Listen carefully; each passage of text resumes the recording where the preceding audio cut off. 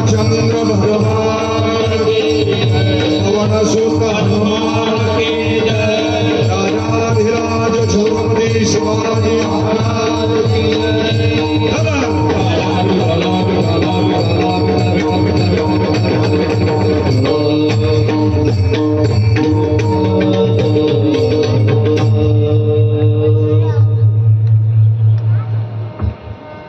भक्ती तो कठीण शूळावरील पोळी, भक्ती तो कठीण शूळावरील पोळी, निवडे तो बळी विरळा शूर। जेथे पाहे तेथे देखीचा पर्वत, पायाविन भिंत तातडीची। कामावले परी पाकावोज घडे, कामावले परी पाकावोज घडे। रुची आणि जोडे श्लेघ्यता आहे, जेथे पाहे तेथे देखीचा पर्वत, पायाविना भिंत तातडीची। तुका म्हणे मना पाहिजे अंकुश, तुका म्हणे मना पाहिजे अंकुश। नित्य नवा दिस जागृतीचा, जेथे पाहे तेथे देखीचा पर्वत, पायाविन भिंत तातडीची। विठ्ठल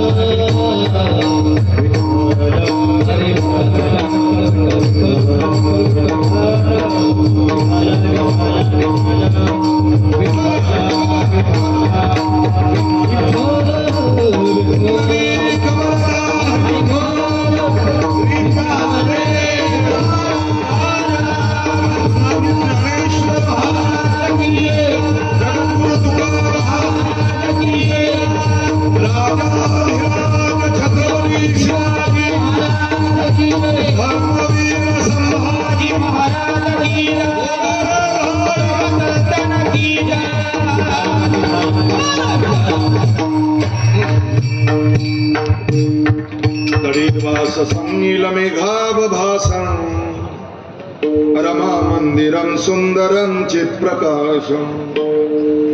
वरं त्विष्टिकायां समन्यस्तपादं, परब्रह्मलिंगं भजे पांडुरंगं। पांडुरंगा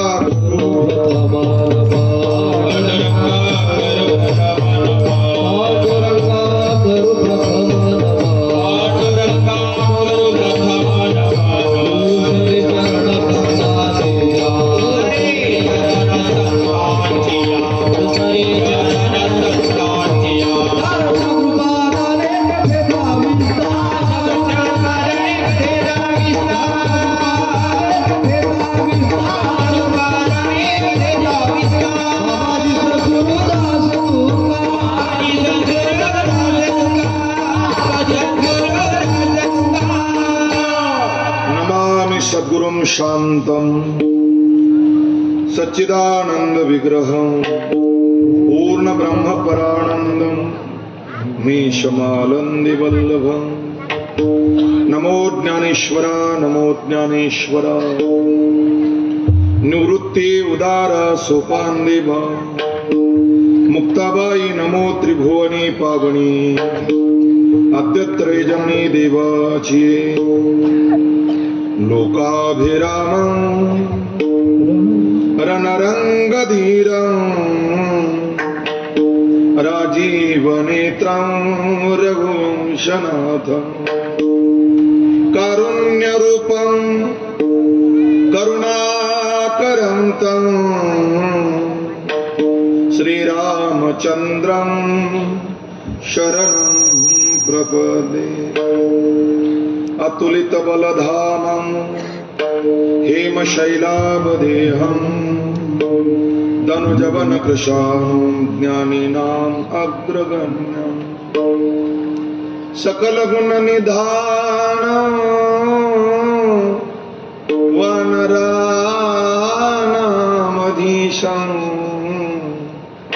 रघुपति प्रिय भक्तं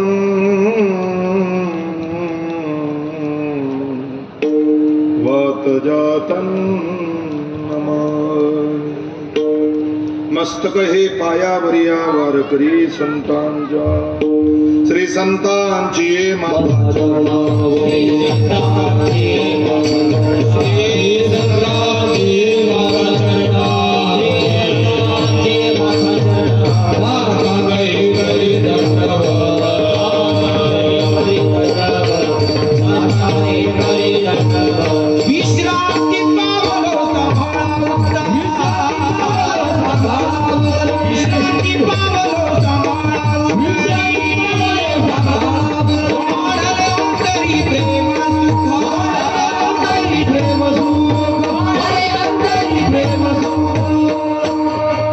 जयांची केलिया स्मरण होय सकळ विद्यांचे अधिकरण तेच बंधू श्री चरण श्री गुरूंचे ते नमस्कारो नियाता भक्ती तो कठीण शुळावरील बोळी निवडे तो बळी बळी रे विरळा शूर जेथे पाहे तेथे देखीचा पर्वत पायाविन भिंत तातडीची असतो।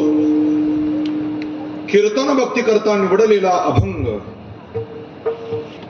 देहूचे सुप्रसिद्ध साधू वैराग्य महामेरू भक्तहृदय सम्राट श्रीमंत श्री जगद्गुरु तुकोबारा यांचा चार चरणाचा भक्ती प्रकरणातील भक्तीचं काठिण्य सांगणारा अभंग आजच्या या तिसऱ्या दिवसाच्या कीर्तन सेवेकरता निवडला। विठ्ठला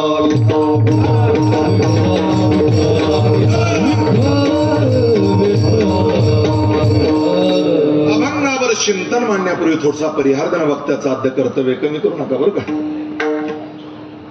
सालाबादाप्रमाणे याही वर्षी सकल संतांच्या कृपाशीर्वादाने कधी 50 वर्ष झाले आपल्याला कळलंही नाही, म्हणून साधूंच्या संतांच्या पदस्पर्शानं पुनीत पवित्र झालेली अध्यात्मावर संस्कारावर नित्य प्रेम करणारी आपली भांबर्डा नगरी। प्रथमतः मी या नगरीला वंदन करतो। आज अगदी फार मोठा थाटातला सोहळा 50 वर्षाला सुवर्ण महोत्सव असं म्हणतात आणि या सुवर्ण महोत्सवी वर्षी सगळ्या गावकऱ्यांना एकत्रित येऊन भव्य दिव्य सुवर्ण महोत्सव हरिनाम सप्ताह ठेवलेला आहे। भगवान मर्यादा पुरुषोत्तम प्रभू रामचंद्राच्या रामनवमी जयंतीच्या जन्म उत्सवाच्या निमित्तानं गावातील आबाल वृद्ध नर नारी या सगळ्यांच्या एकोप्यानं महाराज मंडळीच्या उपस्थितीमध्ये गावातील आदरणीय महाराज मंडळी भजनी मंडळी या सगळ्यांच्या असणाऱ्या सहकार्याने हा भव्य दिव्य नामयज्ञ इथे संपन्न होतोय आणि या नाम सप्ताहाला दृष्ट लागावी असा भव्य दिव्य सोहळा आपल्या या भांबर्डा नगरीने संपन्न केलाय। तुम्हाला प्रथमतः मी कोटी कोटी धन्यवाद देतो। लक्षात घ्या, अतिशय आध्यात्मिक क्षेत्र, चिंतन ऐकणारा वर्ग आणि यापूर्वीही मी एकदा एक कीर्तनाला येऊन गेलो, म्हणून आपल्या या ग्रामदैवत हनुमानजीच्या मंदिरासमोर भगवान भोलेनाथाच्या मंदिरासमोर सुरू असलेला नामसप्ताह, या नामसप्ताहात अनेक संतांचे आशीर्वाद आहे। चिंतनीय जनक परमपूजनीय महंत बाबुळगावकर शास्त्री यांचा अगदी असणारं प्रवचन आणि विशेष म्हणजे जैनी अनेक वर्ष आपल्या या गावामध्ये श्रद्धेनं सेवा केली. बाबा पेटीचं सोर द्यात चला. असे आदरणीय हरिभक्ती परायण जुनाट जुगादीचे नाणे, जिथे सप्ताह होत नव्हता त्या काळामध्ये त्यांनी सप्ताह उभे केले, दिंड्या जमा केल्या, लोकाला प्रेरणा दिली आणि त्या काळात चांगलं संगीताचं ज्ञान घेऊन, अध्यात्माचं ज्ञान घेऊन अनेक विद्यार्थी घडवले. असे आदरणीय हरिभक्ती परायण मच्छिंद्र महाराज बोधे बाबांची इथं उपस्थिती आहे. त्यांनी सांगितलं, महाराज मला तरी वाटतं की महाराजांनी सांगितलं की 40 वर्ष, किती 50 वर्ष या नाम सप्ताहाला ते उपस्थित राहिले. आता असे लोक विरळ आहेत. आपण टाळी वाजून त्यांचं एकदा स्वागत केलं.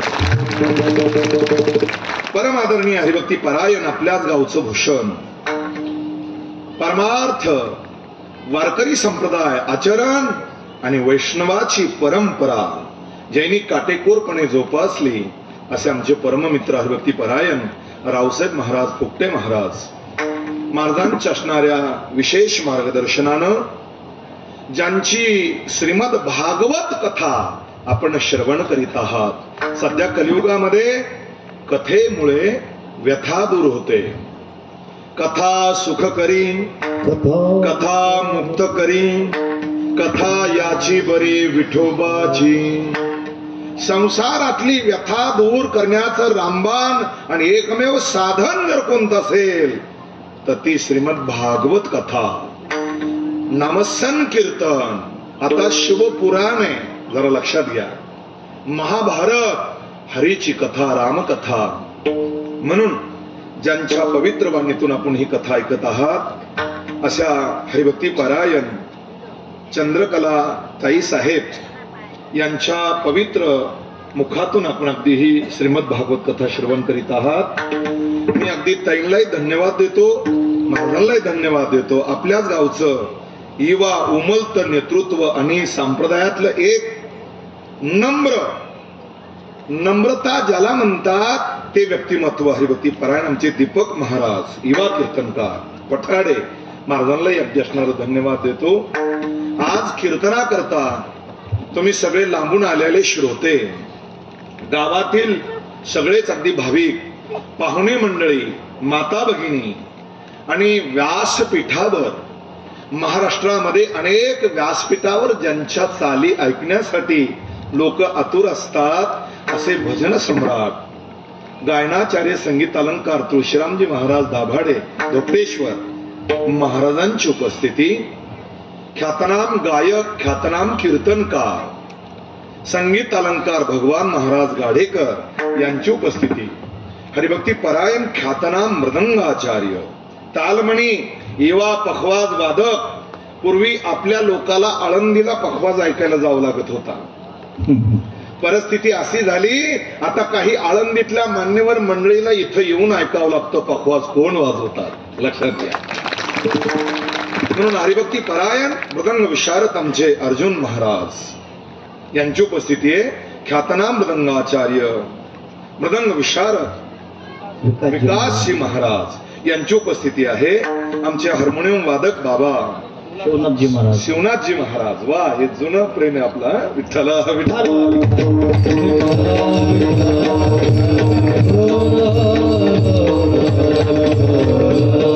म्हणून आज अगदी असणारे जमलेले सगळेच, आता काहीचं नाव माझ्या पाठात नाही, हरिभक्ती परायण आमचे किशोरजी महाराज. किती वेळेस अनेक कीर्तनाला त्यांनी गोड साथ केलेली आहे. अतिशय नम्र, प्रेमळ आणि मितीभाषी स्वभाव आहे. मी त्यांनाही धन्यवाद देतो. ते महाराज गणेशजी महाराज, या बाजून आमचे महाराज निकम महाराज आणि ही सगळी मंडळी आतापासून इथेपर्यंत विनेकऱ्यापासून तर चौदारापर्यंत तुळशी वृंदावन घेऊन भक्तिमती माता उभा आहेत. त्यांच्यापर्यंत माझ्याबरोबर आलेले ख्यातनाम मृदंगाचार्य कृष्णा महाराज चव्हाण, व्यासपीठावर उपस्थित करमाडचे आमचे दादा आहेत, हरिभक्ती परायण दीपक सेठ राऊत आहेत, यांनाही धन्यवाद. बसलेली सगळीच भाविक मंडळी, आमचे साईनाथ महाराज काळे, हे जुनं प्रेम आहे. त्यांच्या माध्यमातून मी इथं आलो होतो. विठ्ठला विठ्ठला.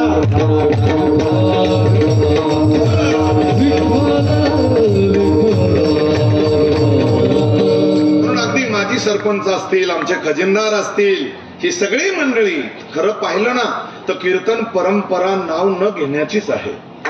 कारण की एकाचं मन राखलं की दुसऱ्याचं मन दुखल्या जातं.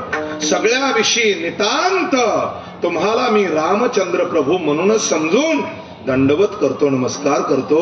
आणि सगळ्यांबद्दल या व्यासपीठावर जेवढे गुणवान आहेत त्यांच्याबद्दल आपण एकदा कडकडून टाळी वाजवली पाहिजे. शाबाश. आज ज्यांच्या घरी स्नेह भोजन होतं, जे जया पाहिजे ते आहे रे. केवढा मोठा आदर आहे. रांगोळी दीपप्रज्वलन केलेलं, अगदी असणार आक्षेपण करून अनेक फोटो काढले. आता पहिला कॅमेरावाला बोलावं लागत होता, आता कॅमेरा खिशात आहे. मला लक्षात घ्या, एवढा आदर आमचे अपार बांधव. आणि या अपार बांधवानं सुंदर आणि सेवा भोजनाची केलेली, सगळ्या वैष्णवाला पोटभर जेव घातलं आणि सुंदर जेवण दिलं. मला सगळ्यात जास्त कौतुक करावं असं वाटतं. सुंदर मंडप आहे. मंडप किती सुंदर आहे, यापेक्षा साऊंड सर्व्हिस किती सुंदर आहे, याबद्दल आपल्याला अभिमान वाटतो. तुम्हाला धन्यवाद देतो. सत्संग संघाचा फायदाच आहे. विठ्ठला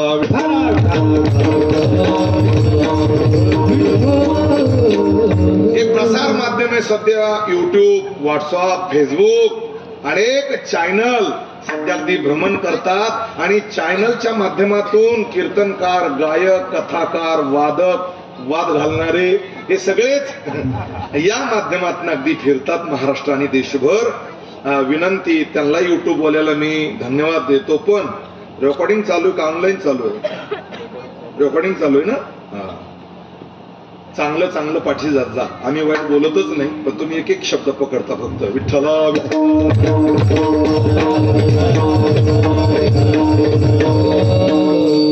माता भगिनी आणि सगळेच पुरुष मंडळी, विशेष करून भांबर्डा नगरीतले तरुण, काय आज तरुणांना अगदी सत्कार, स्वागत. आइए महाराज, विराजिए महाराज, स्वागतम महाराज, सुस्वागतम महाराज. कधी कधी आम्हाला एखाद्या गावात गेल्यावर मंडप मध्ये विचारावं लागतं, इथंच कीर्तन आहे का? पण आज तसं नाहीये. आज अगदी किती दुरून सगळे तरुण उभे होते, 100-200 हात जोडून जय हरी, रामकृष्ण हरी, पुष्पवृष्टी. छोट्या छोट्या कुमारिका अगदी फुलाच्या पाकळ्या करून वर्षाव करीत होत्या. काय मोठा सन्मान आहे हा ज्ञानोबरायांमुळं, तुकोबरायांमुळं, आणि विशेष म्हणजे वारकरी संप्रदायामुळे आमचा सन्मान आहे. हे वारकरी मंडळीनं कधीच विसरू नये. विठ्ठला विठ्ठला.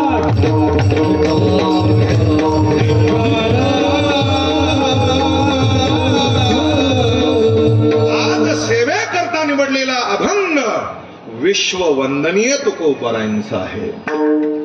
महाराष्ट्राला एक प्रकारची देणगी आहे. शांत, श्रीमंत, दानशूर, त्यागी, अगदी यापुढेही वैरागी, ज्ञानी, तपी, जपी, संन्यासी, महात्मा, पराक्रमी आणि योद्धे या महाराष्ट्राच्या मातीला लाभलेले आहेत. म्हणून 16वं शतक अत्यंत महत्वाचं आहे. ऐका जरा, ऐका. 16व्या शतकामध्ये 3 महापुरुष अवताराला आले. देहू नगरीमध्ये जगद्गुरु तुकोबरायांचा अवतार.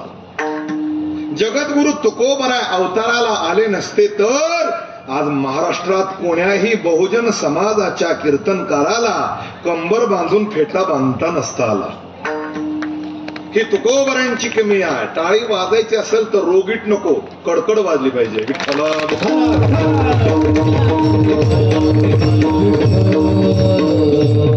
त्यानंतर महाराष्ट्राच्या मातीमध्ये यवन साम्राज्यानं सगळी धुळधाण मातली होती. देखता देखता घरदार पडत होते, मंदिर पडत होते, मूर्त्या भग्न होत होत्या, मंदिराचे कळस ढासळत होते, भगवे ध्वज पेटून दिल्या जात होते. आमच्या मुली बाळींच्या अब्रू लुटल्या जात होत्या. मातबर मराठा घराणे कुठेतरी कुर्णिसात करून जागिरीच्या तुकड्यावर एक लालसा ठेवून होते.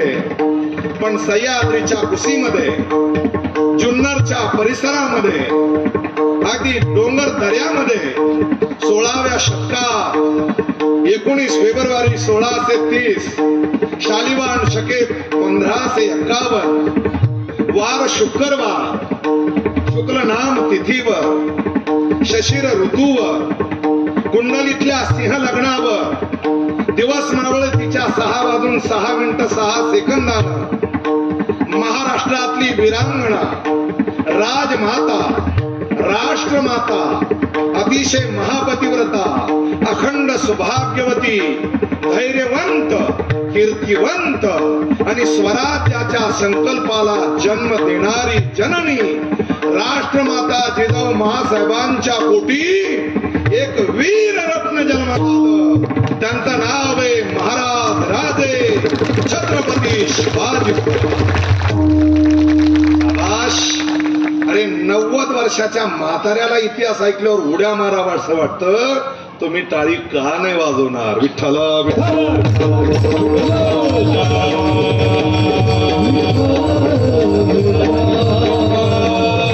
तिसरे महापुरुष आहे जे चाफळच्या घळीमध्ये दासबोध ग्रंथ लिहितात. ठीक आहे. आणि आमच्याच तालुक्यामध्ये घनसांगवी आंबड जाम समर्थ इथे जय जय रघुवीर समर्थ. म्हणून जरा विचार करा, या 4 महापुरुषांना तुम्हा मला फार मोठी देणगी दिलेली आहे. आज महाराष्ट्र सुखी आहे. आज भरतखंड भारत देश सुखी आहे. आपलं कीर्तन ऐकायचं तर काहीतरी घरी घेऊन जायचंय. जीवनात उद्धार झाला पाहिजे. आपल्या जीवनातल्या दिशेला कलटणी भेटली पाहिजे. नाही तर कीर्तन नुसतं ऐकायचं झटकीलं की निघाले तसं नको.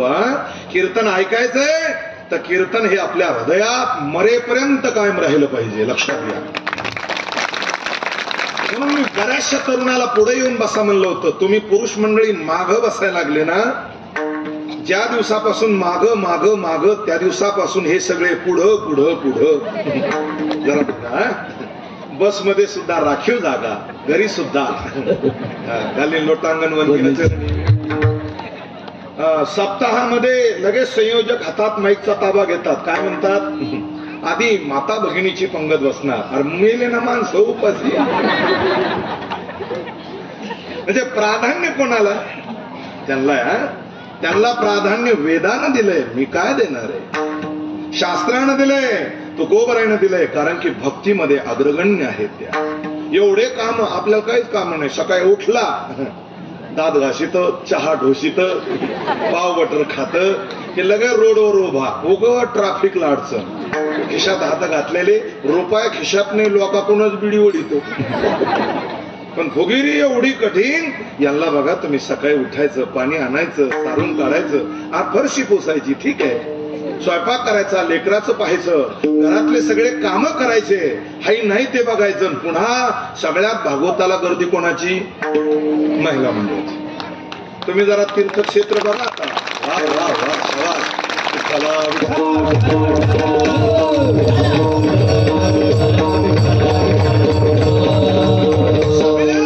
रामकथा असू द्या, भागवत असू द्या, कीर्तन असू द्या, दान देण्याचं काम असू द्या, त्या दर्शनाला आल्या ना, मळकी का होईना पण 10ची नोट होत्या.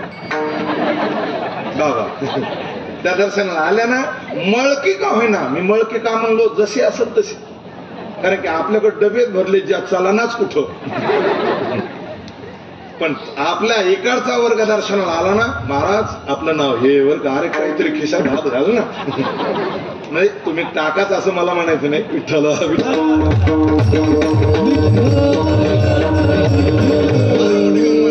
प्राधान्य वेदानं दिलंय. भागवत सांगतात ताई साहेब, जरा बघा, स्वयंभू मनुला 3 कन्या आणि 2 पुत्र झाले शतरूपेपासून. सांगा, या भरतखंडात, भारत देशात, जम्बूद्वीपामध्ये कोणता जरी कथाकार आला तर त्याला अगोदर वर्णन त्या कथेचं कन्येच्या वंशापासून करावं लागतं. कोणापासून करावं लागतंय? देव आहुती. आकुती, प्रसूती या 3 कन्येपासून या सृष्टीचा विस्तार सांगितला. नंतर ते उतानपात प्रियव्रत उतानपात नंतर आणि मग अगोदर कोण आहे? कन्या. तुकोबराय सांगतात पुढे कन्या विठ्ठला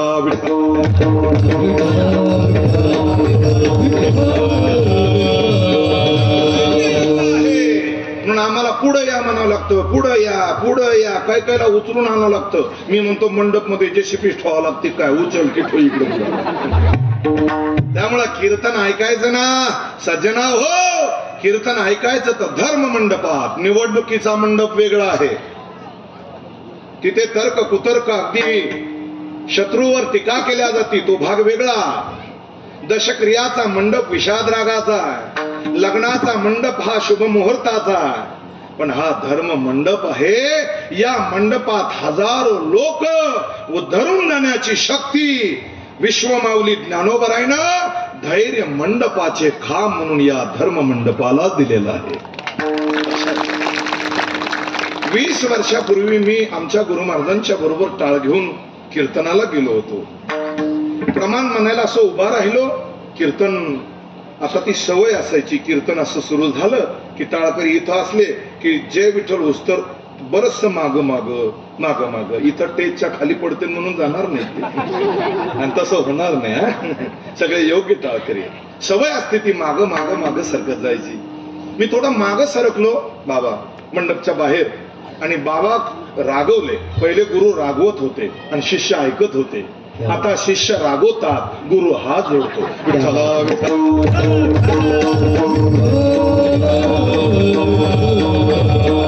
अरे ते रागवले, ते आम्हाला रागी भरले. त्यांनी आमच्या चुका सांगितल्या म्हणूनच आमचा परमार्थ कुठं धक्का न लागता इथपर्यंत आलाय. लक्षात घ्या हे फार महत्वाचं आहे. आणि मग मला इतके रागवले म्हणजे मूर्खा हो पुढं. बापरे एवढा मोठा समाज 4-5 हजार काहीच नाही. शांत उभा होतो. आणि ज्याला काही घडायचंय, ज्याला आत्मबोध करून घ्यायचा आहे, ज्याला गायन कला शिकायची. माझं हे वाक्य चांगलं ऐका. सध्याला अवघड झालंय. राग तवाच येतो. ज्याला योग्य पदावर आरूढ व्हायचंय त्याने आपल्या ज्येष्ठ श्रेष्ठ गुरुजनाचे बोलणे जरी वाकडे आले तरी ते अगदी अमृत म्हणून सहन करा. तरच तुमचं भविष्य घडणार आहे. अरे अहंकार मारायचं औषध खिशात ठेवत जा. विठ्ठल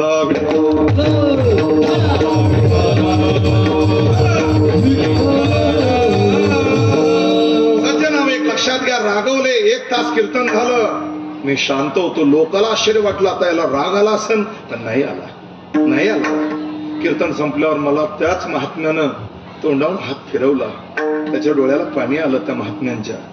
अहो ते सद्गुरू आहेत ना, आई आहेत, बाप आहेत, ते आपलं हेच करतात. लक्षात घ्या.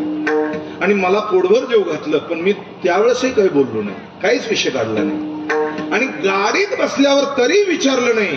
मला बाबांना सांगितलं बाबड्या तुला एवढ्या लोकात बोललो रागाला असेल. नाही बाबा पण का बोलले मला कळलं नाही. एवढं कळायला पाहिजे पुन्हा चूक होणार नाही. ऐकता ना तुम्ही सगळे. आणि त्यावेळेस महाराजांनी सांगितलं बाबा हा धर्म मंडप आहे. आपला विषय चाललाय. आणि धर्म मंडपात कीर्तनात स्थानापन्न होऊन खाली आसन घेऊन मांडी घालून व्यसन न करता शांत चित्तानं सर्व अंगाचे कान करून हृदयाचं पात्र करून ऐकावं तर ते ज्ञान आपल्या गळी उतरतं. आणि धर्म मंडपाच्या बाहेर बसू नये किंवा टाळकऱ्यानं सुद्धा माग माग सरकू नये. काय मंडपच्या बाहेर जाऊ नये. म्हणलं बाबा का याचा परिणाम का? परिणाम याचा असा आहे शास्त्र सांगतोय जे मंडपाच्या बाहेर जातात परिणाम सांगतो. जे मंडपाच्या आत आहेत ना ते टाळी वाजवतात. हो हो हो ते टाळी वाजवतात. ते रामकृष्ण हरी विठ्ठल विठ्ठल म्हणतात. पुंडलिक कवरदेव म्हणतात. आणि ज्यावेळेस ते पुंडलिक कवरदेवचा गजर करतात ना किंवा विठ्ठल विठ्ठल म्हणतात टाळी वाजवतात त्यावेळेस टाळी वाजवली की काही पाप जातात आणि विठ्ठल विठ्ठल भजन केलं की मानसिक पाप बाहेर निघतात आपल्या जवळचे जे मंडपात बसले त्यांचे. मग मी त्यांना कुतूहलानं विचारलं नेमकं ते जातात कुठं. त्यांनी मला सांगितलं बाबड्या ते जे मंडपच्या बाहेर बसतेत ना ते त्यांच्या अंगावर जाऊन बसतात. लक्षात आलं ना तुमच्या? आता जागा नाही पुरली तर पर्याय आहे. विठ्ठला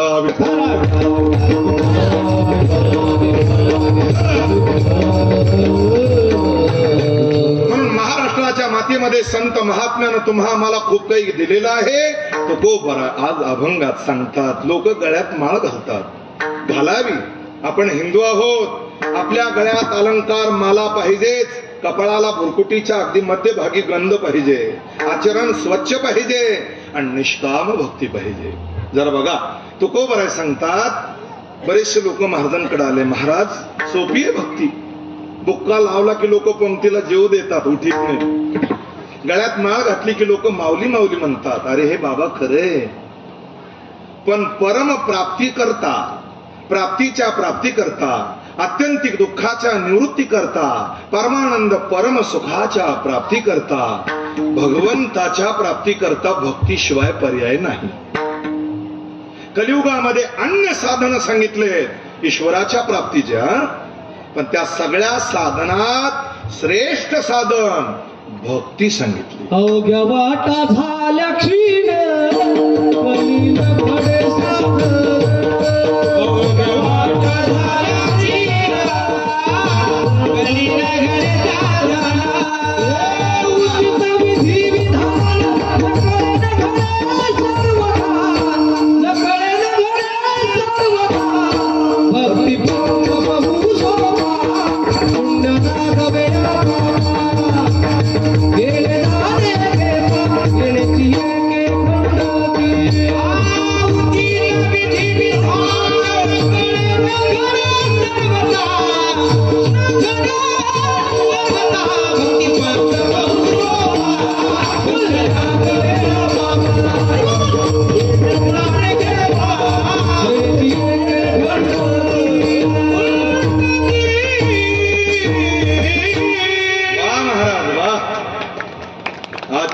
आनंद की जय हो. जय हो, जय हो. प्रमाण प्रमाणच असतात आणि प्रमाण हे वाक्याला केलेला प्रश्न असतो. अवघ्या वाटा झाल्या क्षीण. अवघ्या वाटा म्हणजे एक वाट नाही. हरीच्या प्राप्ती करता, परब्रह्म परमात्म्याकडे जाण्याकरता अनेक मार्ग, वेदानं मार्ग सांगितले. एक विहंग मार्ग आहे आणि एक पिपीलिका मार्ग आहे. दोन प्रकारचे मार्ग. तसे अन्य साधन मार्ग. आता हे सगळे मार्ग एवढे जड जमणार नाही, कारण की मी अगोदरच आढावा घेतला. विठ्ठल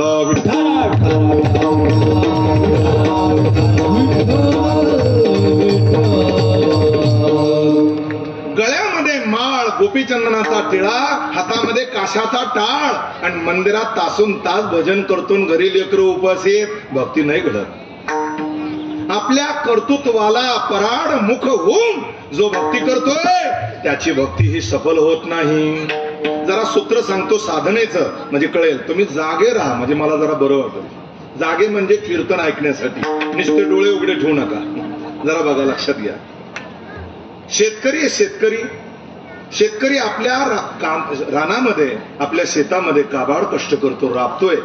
त्याला अगदी त्याचा मित्र म्हणजे ते बैल असतात काम करू लागायला. त्याच्यामध्ये जी नीतिमत्ता असते ना, इमानदारीनं काळ्या आईची सेवा करतोय. बघा, आल्याल्या अतिथीचं पूजन करतो तो शेतकरी. लक्षात घ्या. बैलाला अगदी टायमाला चारा टाकतो. त्यांच्या अंगावर मळ बसला की धुवून काढतो. हे बैल कमी झाले आता आणि अगदी नावाचे बैल जास्त झाले. विठ्ठल विठ्ठल.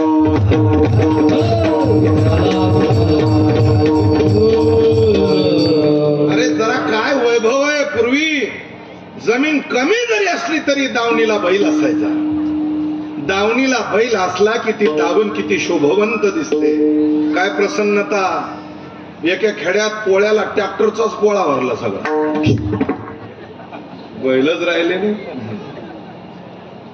बैलासारखी शेती नाही होणार. एवढा इमानदार प्राणी आहे. मालकाला जर काही तब्येत बिघडली तर मालक कशी बशी गाडी जमतो आणि झोपल्याच्या नंतर अंग टाकून देतो. फणफणून ताप आलेला असतो, बोलता येत नाही.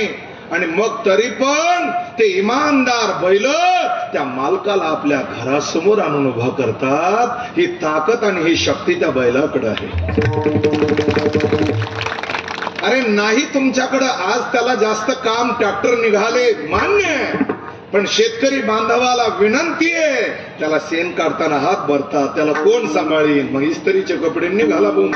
अरे नाही, त्याला तुम्ही जीव लावा, त्याला सांभाळा, त्याला दारात ठेवा.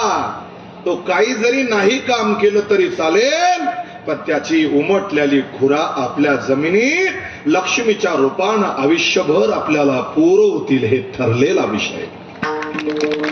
मुख्य प्राणी गायीची सेवा ही सेवाच आहे, भक्ती आहे. एखादा व्यापारी आहे, हातात तराजू आहे, माप आहे, काटा आहे, त्यानं इमानदारीनं तो व्यवहार करावा, ही भक्तीचे.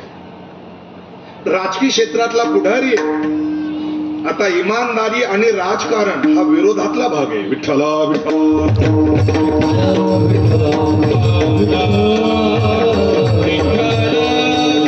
पण तरी सुद्धा नाही असे नाही, अपवाद आहे. आजही तसे माणसं आहेत, जरा बघा. म्हणून त्यानं राजकारणात समाज सेवा, राष्ट्रसेवा इमानदारीनं करावी, ही भक्तीच आहे. म्हणून सावता महाराज खुरपताना रामकृष्ण हरी म्हणायचे, विठ्ठल विठ्ठल म्हणायचे. गोरोबा काका घट घडवताना विठ्ठल विठ्ठल विठ्ठल विठ्ठल. तुकोबरा गाई राखताना, म्हैस राखताना, ज्वारी राखताना, मिरच्याचा व्यापार करताना विठ्ठल विठ्ठल म्हणायचे. जरा बघा, हे साधनं सांगितलेले. एका जागेवर जर सगळे आले आणि सगळे झप झालेच तर कुणी विचारणार नाही कोणाला. म्हणून याकरता ह्या व्यवस्था वेगळ्या वेगळ्या वेगळ्या वेगळ्या. तुम्ही बघा, सदरक्षणाय खलनिग्रहणाय, हे कोणाचं खातंय?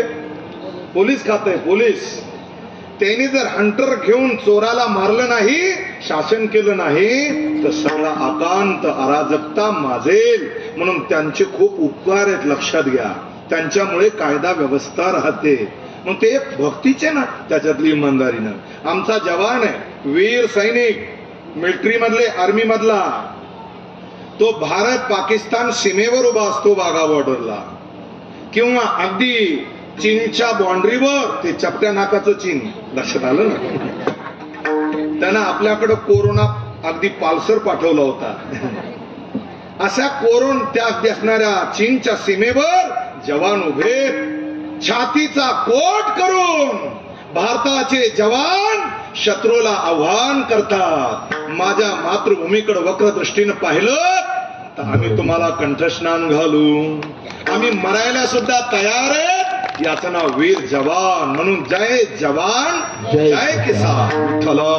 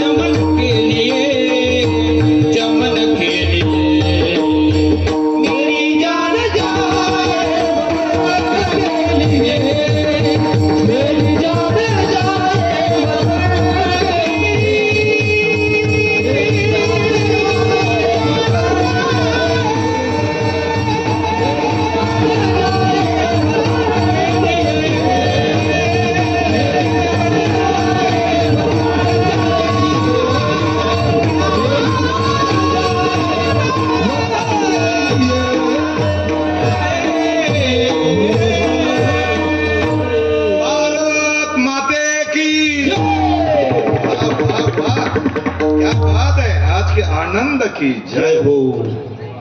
वतनासाठी, देहासाठी, असणाऱ्या देशासाठी वतन के लिए मेरी जान भी गए तो कुर्बान आहे, लक्षात घ्या. म्हणून या जवानानं सुंदर वर्णन सांगितलंय देशासाठी. जे देशासाठी लढले, ते अमर हुतात्मे झाले. जरा बघा, अनेक आमचे जवान, अनेक देशभक्त या मातृभूमीच्या मातीच्या रक्षणासाठी आपला देह ठेवतात. ती भक्तीचे भक्तीच. जरा बघा, आणि ते फक्त शेतकऱ्याचेच मुलं तिथं सीमेवर जाऊ शकतात. काय बोललो लक्षात नाही आलं वाटतं तुम्हाला अजून? विठ्ठला विठ्ठल.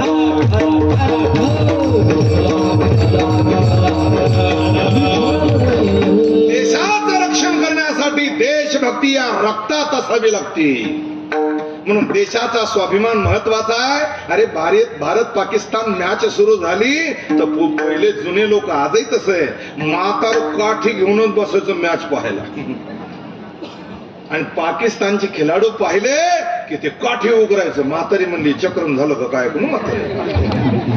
याचं कारण देशभक्ती होती, देशभक्ती. म्हणून स्वर्गीय बाळासाहेबजी ठाकरे ज्यावेळेस अगदी भारत पाकिस्तानची मॅच सुरू होती आणि त्या मॅच मध्ये भारत डगमगू लागला, त्यांनी फोन लावला कॅप्टनला आणि सांगितलं भारत जर जिंकला नाही तर मुंबईत राहू देणार नाही. बघा, आणि दुसऱ्याच अर्ध्या तासात बातमी आली की भारताचा विजय झाला. तर बाळासाहेबजी नाचू लागले. याला राष्ट्रप्रेम म्हणतात. काय म्हणतात? राष्ट्रप्रेम. मी प्रचार करत नाही, तुम्ही डोक्यातून काढा ते. राष्ट्रप्रेम सांगतो. विठ्ठला विठ्ठल.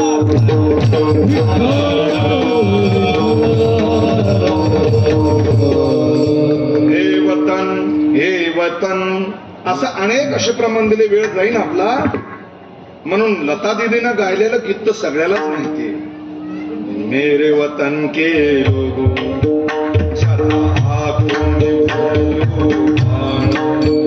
शहीद हुए उनकी सदा याद करो. कुर्बानी कुर्बानी म्हणून जरा बघा, या देशासाठी अनेक लोक लढून मेले, संपले, अमर झाले. त्यांच्यामुळे आज आम्ही सुरक्षित आहे. पुन्हा मध्य महाराष्ट्रात, पुन्हा मराठवाड्यात आपल्या हक्कान आपल्याला काही तकलीफ नाही त्याची. जरा बघा, पण सीमेवर जाऊन पहा, त्या लोकांना किती सहन करावं लागतं. भक्ती ही भक्ती आहे. मुलगा आई वडिलांची सेवा करतो ही भक्ती आहे. शिष्य आपल्या गुरुची सेवा करतो ही भक्ती आहे. वारकरी पांडुरंगाशिवाय दैवत मानत नाही ही भक्ती आहे. म्हणून अवघ्या वाटा, या अवघ्या मधल्या मी फक्त मूठभर सांगितले. विठ्ठला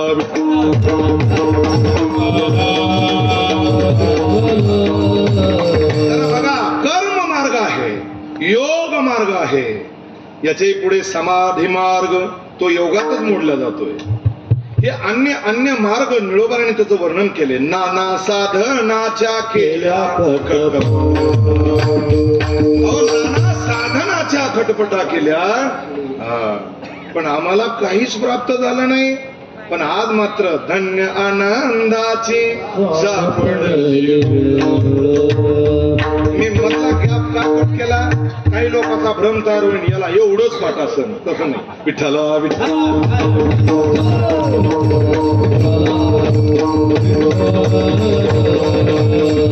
अरे तरी पण त्याच्या दारात सुद्धा जाऊ शकत नाही माणूस.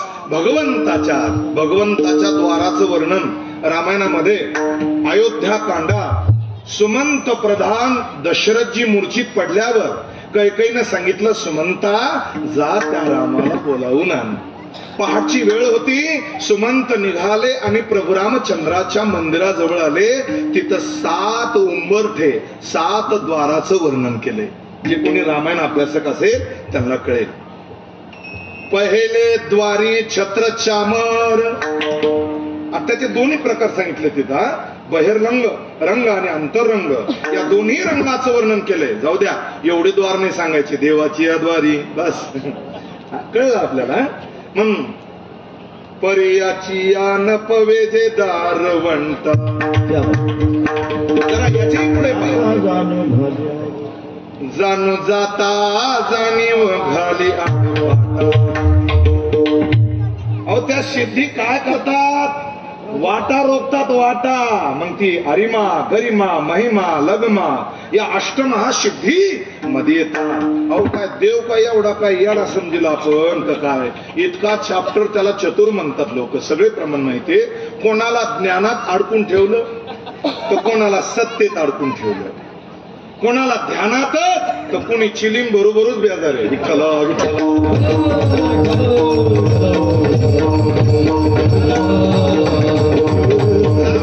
गोवी सांगतो, जे जे पहावया गेले ते ते उघडे नागवले, नागवे हळहळीत केले हिंडवे.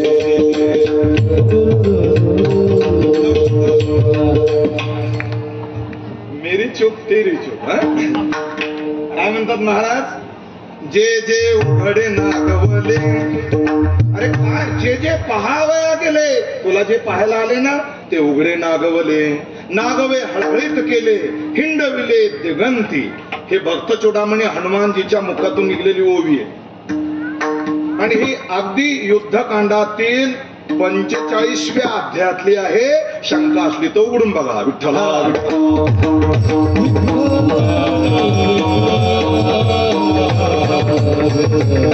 म्हणून परमात्मा प्रत्येकाला भ्रमंती टाकतोय, कोणाला सिद्धीचा तुकडा. मग ते सांगत, बेटा क्या रोग आहे तेरा. आता हे नवीनच आलंय सोंग आता इकडे. अरे खानदानी वारकरीत आम्ही कशाला बोलणार नाही. विठ्ठला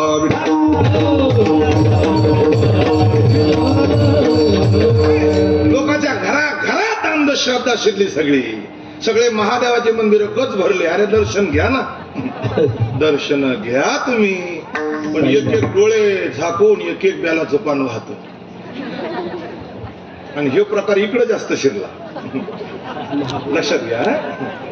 काय महत्व आहे हो. आपल्या ज्ञानाची किंमत आपल्याला कळली पाहिजे. विश्वमाऊली ज्ञानोबरायांसारखी ज्ञानेश्वरी या विश्वाच्या पाठीवर जगात कोणता अगदी असणारा कोणताच लेखक नाही, तो लिहू शकत नाही. ज्ञानोबरायांची ज्ञानेश्वरी, तुकोबरायांचा गाथा, नाथांचं भागवत रूपके.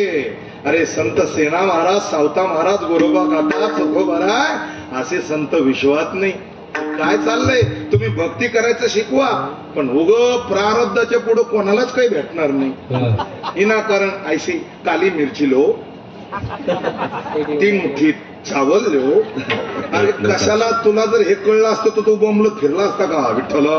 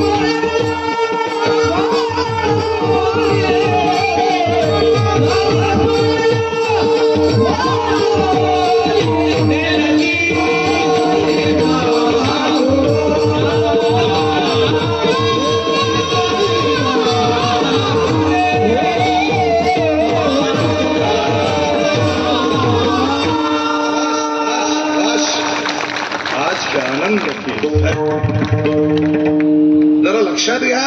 अंधश्रद्धेच्या नादी लागू नका. निळोबाराय सांगतात, नेनती काही नाम स्मरणा वाचून नाम स्मरणा वाचून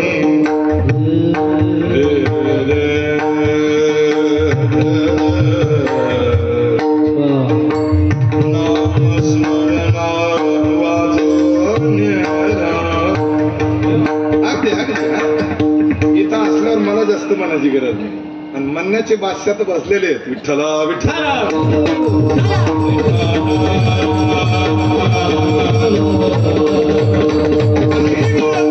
एक वाक्य आपलं जाता जाता लिहून घेऊन जा.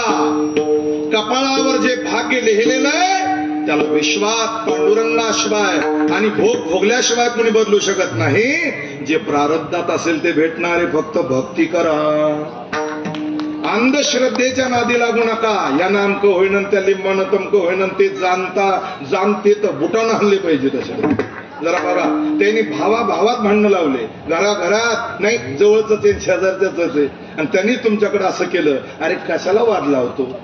हा हिंदू धर्मातला समाज एकत्रित आणता नाकी 9 आले आमच्या. विठ्ठला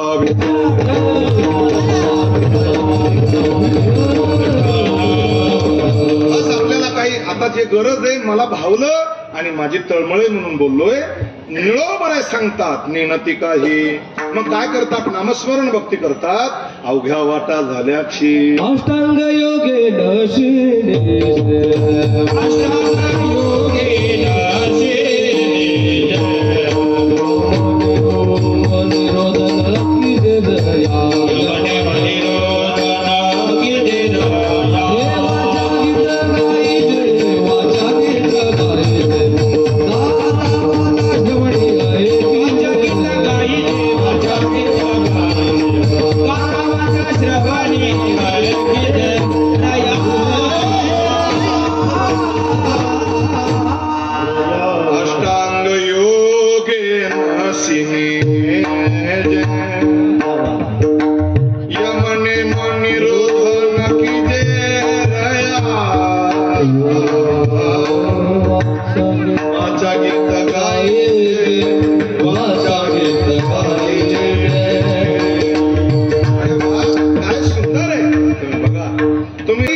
परमात्म्याच्या प्राप्तीचा योग नाही.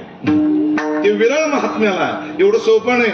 आता योगा कधी आहे. खाऊन खाऊन खाऊन जरा बघा मग डॉक्टरकडे जातो. दम लागतो, बीपी वाढतो, घाम अंगाला येतो. मग डॉक्टर सांगतात जरा व्यायाम करा. कधी उठत असतात म्हणले 12:30ला. शरीर अत्यंत महत्वाचं सांगितलेलं आहे. आणि हे योग करताना बघा जरा यम नियम प्राण प्रत्याहार ध्यान धारणा आरस मुद्रा आणि समाधी अष्टांग योगेन सिद्धी. आता यम सांगायला किती टाइम लागेल. वरचा यम येऊ शकतो. विठ्ठला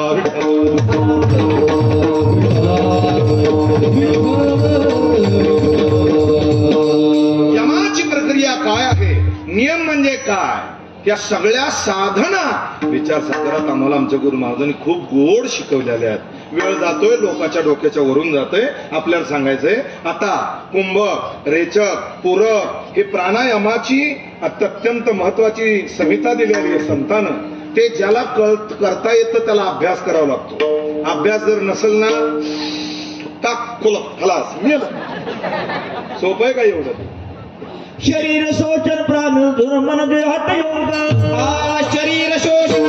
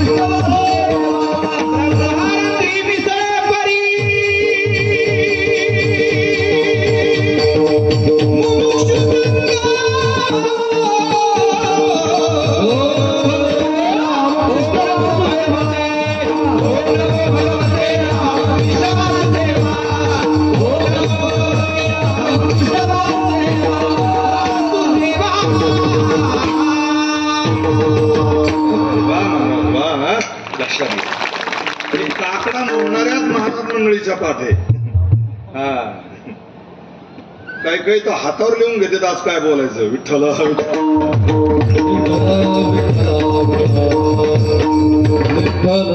शरीर शोषण प्राण निरोधन मनुदयस्त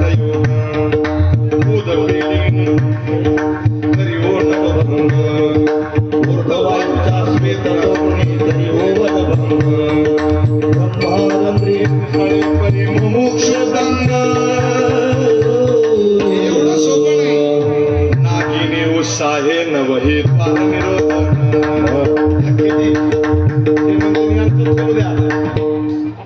काहीला नाही कळलं ना ते मग ते यांचं चालू द्या.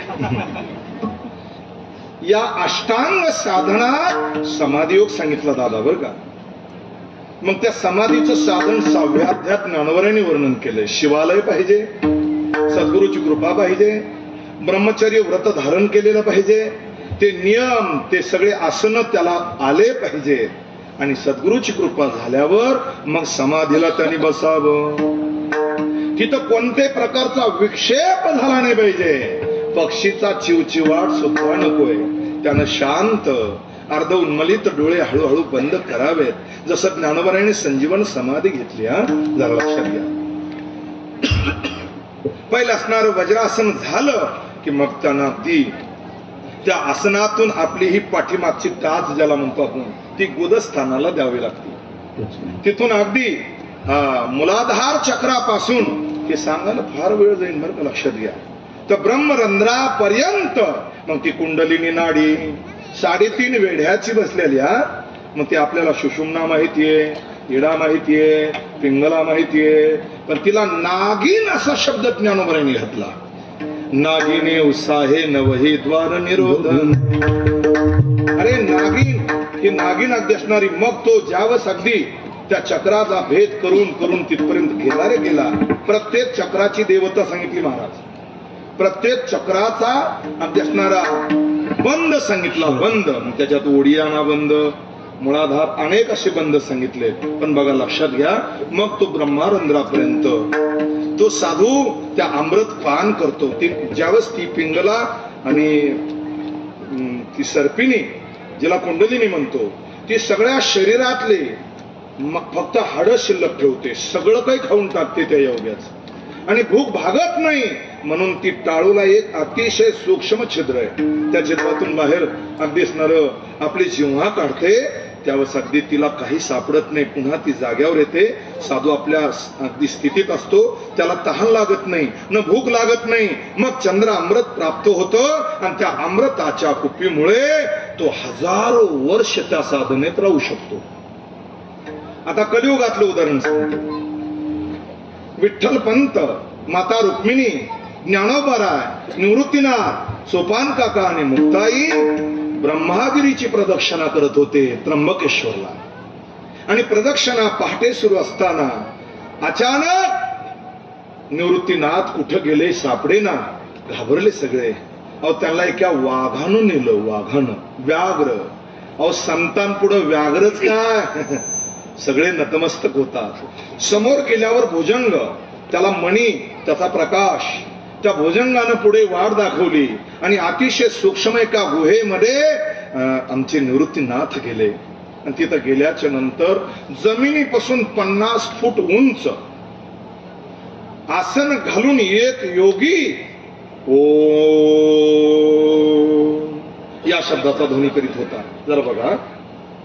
आणि तिथे फक्त पुंगीचा नाद ऐकायला येत होता. भ्रमर भ्रमर अगदी गुंजारव करत होते. कस्तुरीचा सुगंध ऐकायला येत होता. समोर धुनी पेटलेली होती. चिमटा जवळ ठेवलेला, अगदी कमंडलू, दंड, कपणी, आणि तो योगी जमिनीपासून उंच आणि आसन घालून बसलेला. डोळे उघडले आणि सांगितलं, निवृत्तीनाथा या, तुमच्यासाठी मी 200 वर्ष असाच आहे. ते कोण आहेत? गहिनी प्रसाद निवृत्तीनाथ. 200 वर्ष. शके 900 मध्ये नवनाथ आले, आणि 12वं शतक संपताना निवृत्तीनाथाला उपदेश केला. जरा बघा. म्हणून आजही जे कुंभमेळा साधू येतात ते साधू 1000 वर्ष जगलेले असतात. ते विरळच कोणातरी एखाद्या माणसाला भेटतात. पण ते साधू आहार न घेता, निद्रा न घेता आपल्या ध्यानात मस्त असतात. याला समाधी योग म्हणतात. हा योग सकाळी सकाळी चहा संग तोच खाणाऱ्याला जमल का? जरा बघा. बुट भरलेले आणि बस स्टॉपवर उभा वडापाव तोडीतो. त्याच्या माश्या सगळ्या बसलेल्या त्याच्यावर हगलेल्या. वडापाव खातो, त्याला योग जमल का? नाही जमणार. अरे जो कुठलंही अन्न खातो, ज्याला नियम नाही, आचरण नाही, त्याला बाल अवस्थेपासून गुरु घरी 12 वर्ष राहावं लागतं. 17व्या अध्यायात 3 श्लोक त्याच्याकरता मुद्दाम होऊन दिले. विठ्ठल विठ्ठल.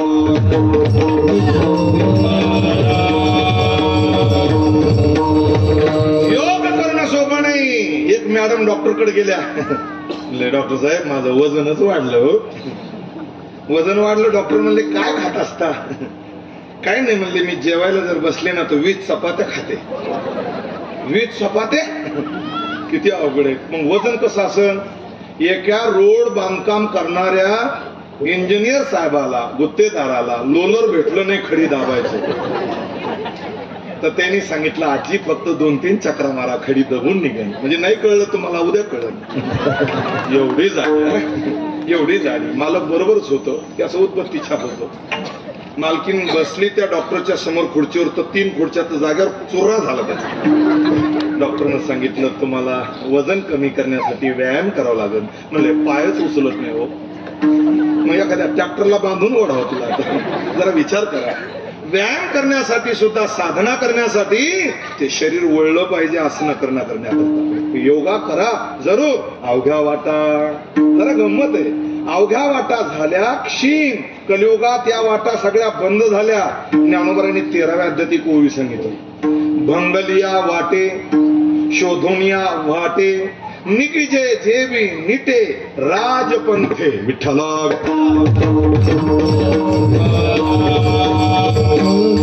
दुसऱ्या प्रमाणे मोडून या वाटा केला राज्यभार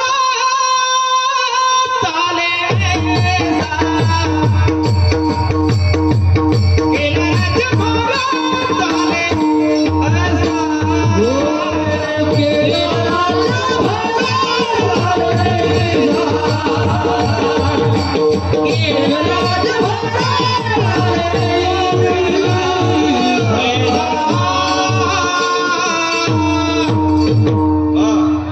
मोडून या वाटा सूक्ष्म दुस्तर.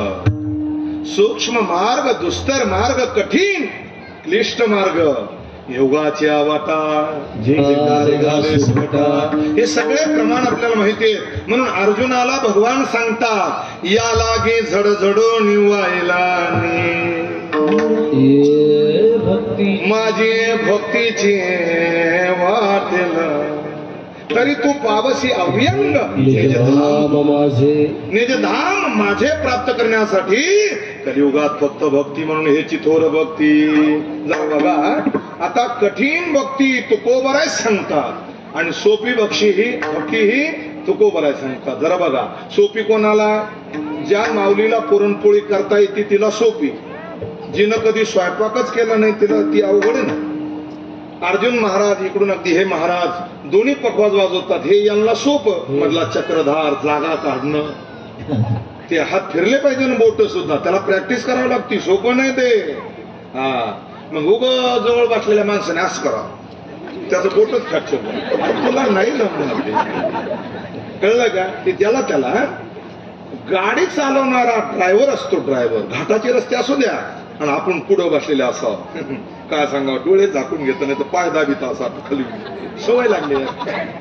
त्यानं गाडी चाललेली असती ना ते जर साईडला बसलं ना तिला डोकेदुखी. ड्रायव्हरनं असं वाकण मारलं की समोरून गतिरोधक यावं कोणा एखादं वाहन यावं हेच ब्रेक दाबीत. तुम्हाला दृष्टांत सांगतो जरा. काय सांगा 40 वर्ष लालपरीचे ड्रायव्हर होते. तुम्हाला नाही कळलं वाटतं? लालपरी बस. आणि रिटायर झाल्यावर मग नातू म्हणला एक नवीन सिरियल पिक्चर आलाय थिएटर मध्ये मला दाखवायला घेऊन चला. पूर्वी लय दिवस झाले त्याला. आणि मग त्या नातवाला घेऊन आईस्क्रीम त्याच्या तोंडात गेलं. आता याला कमी दिसत होतं म्हणून मी सगळ्यात पुढे जाऊन बसलो. कारण की ड्रायव्हरचे डोळे फोकसनं कमी होतात लक्षात घ्या. आणि समोर जाऊन बसला. असे वेळूच्या अगदी पार्टिशन बांधलेलं होतं. पुढं कोणी येऊ नये आणि त्याच्या पुढे अगदी तो थिएटर मालक खुर्ची टाकून बसलेला. झाला सिरियल सुरू. रंगात आला. नट आणि त्याचा विरोधक एक डाकू एकामेकाच्या पाठीमागं गाड्या घेऊन लागले. वाकणाचे रस्ते होते. हे 40 वर्ष लालपरी चाललेली होती. तुम्ही जागेच ना. आणि मग त्यानं या पाहणारानं आपले दोन्ही पाय त्या वेळूवर दिलेले होते बघताना. आणि त्या वेळूला चिटकूनच त्या अगदी थिएटर मालकाची खुर्ची होती अशी टेकून. नातू जवळ बसलेला.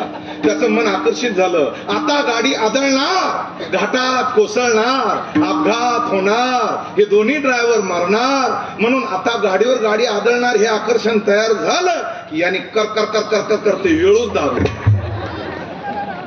तो वेळू बांबू तुटला आणि ते समोरचं जे थिएटर मालक होतं ते फोपाट्यात तोंडावर पडलं असं सगळं तोंड त्याचं बोपाट्यानं पडलं. ते जे उठलं गेला निबर तोंड ठोकी टाकलं. मूर्खा म्हणले तुला पाहायला कळतं का मी पडलो ना. मला साहेब माझा गुन्हा नाही, मी 40 वर्ष लाल परीचा ड्रायव्हर होतो, मला असं वाटलं मीच गाडी चालवतो म्हणून ब्रेक लागला. ती काय लागलेली असती सवय. विठ्ठला विठ्ठल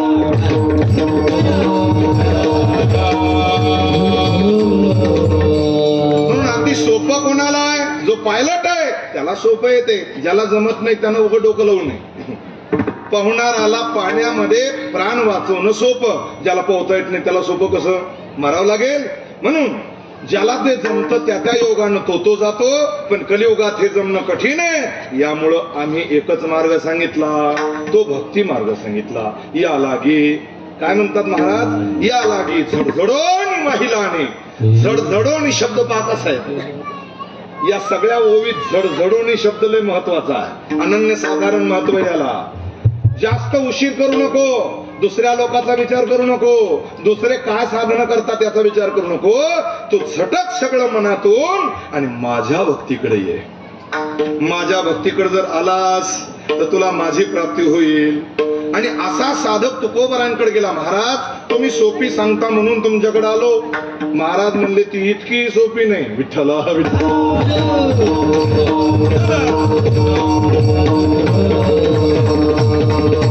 म्हणून महात्म्यानं उदाहरण दिले. तुम्हाला माहिती आहे महाभारतात, भागवतात, देवी पुराणात चिलिया बाळाचं चरित्र आलेलं आहे. चिलिया बाळाचं चरित्र आहे. भक्ती सोपी आहे का. अरे गोरोबा काकाला हात तोडावे लागले. संत सेना महाराजांना फाशीची सजा थोटवली होती बांधवगडच्या राजानं. जरा बघा, सावता महाराजांना उदर फाडावं लागलं. एवढं सोपं नाही. सीता मातेला एवढी निष्कलंक असूनही अग्नी परीक्षा द्यावी लागली. जरा बघा, मैनावती नावाची राणी, कौड बंगाल देशातली राणी, गोपीचंदाची आई, तिलाही आपली मांडी भुंग्यानं पोखरली तरी ती मांडी तोडली नाही. भक्ती कठीण आहे. एक पाव अग्नी माझी जळे तो राजा जनक. एवढं सोपं आहे का. हनुमानजीला छाती फाडून दाखवावं लागली तरी लोक संशय घेत होते. सोपी का भक्ती. अरे भक्ती सोपी नाही. गळ्यात माळ आणि गोपीचंदनाचा टिळा लावला म्हणजे भक्ती झाली नाही. ते भक्तीचं एक प्रकारचं साधन झालं. आम्ही भक्तीपर्यंत गेलो नाही. आता भक्ती 3 प्रकार आहे. भक्तीतली श्रद्धा, भक्तीतला विश्वास आणि भक्तीतला आत्मसमर्पण भाव. जरा एकदा गोड भजन करा. आपण मध्यंत घेऊ. विठोबा रखुमाई.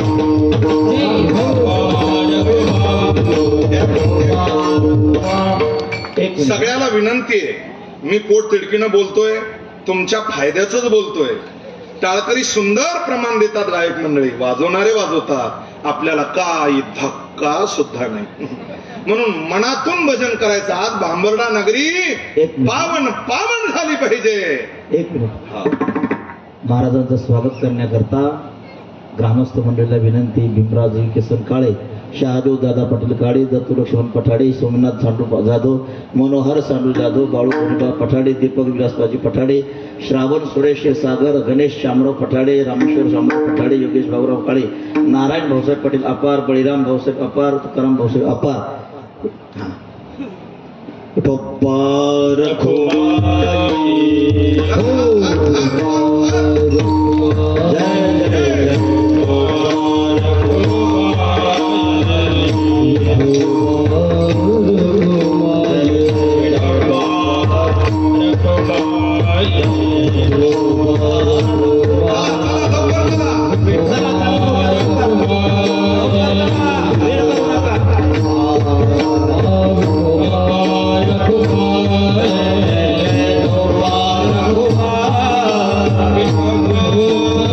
Raghuvar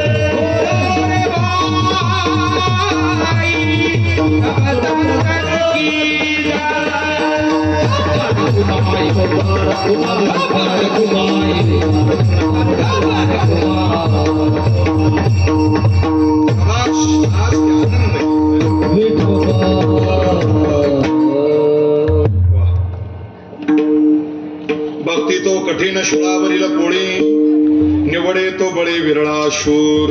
महाराज सांगतात भक्ती कठीण आहे, यासाठी मूर्तिमंत उदाहरण अनेक जणांचे दिले, पण शेवटची अंतिम परीक्षा ती सांगुण्याची झाली. सांगुणा भगवान भोलेनाथाची महान उपासक होती.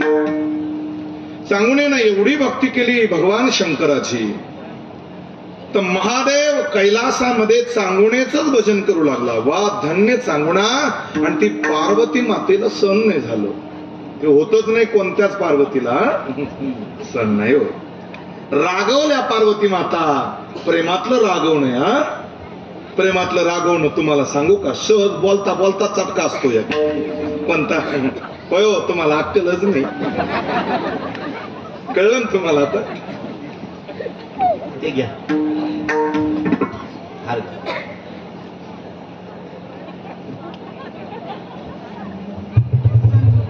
आणि यामध्ये आपल्यालाही ते कळत नाही. महादेव नाचू लागले. धन्य सांगुणा, धन्य सांगुणा. सांगुणा धन्य आहे.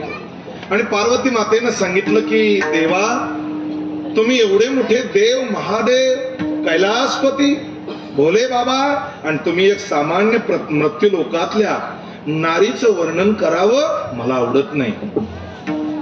त्यावेळेस महादेवानं सांगितलं ती महान सती आहे, महापतिव्रता आहे. तिची भक्ती अत्यंत दृढ आणि कठीण.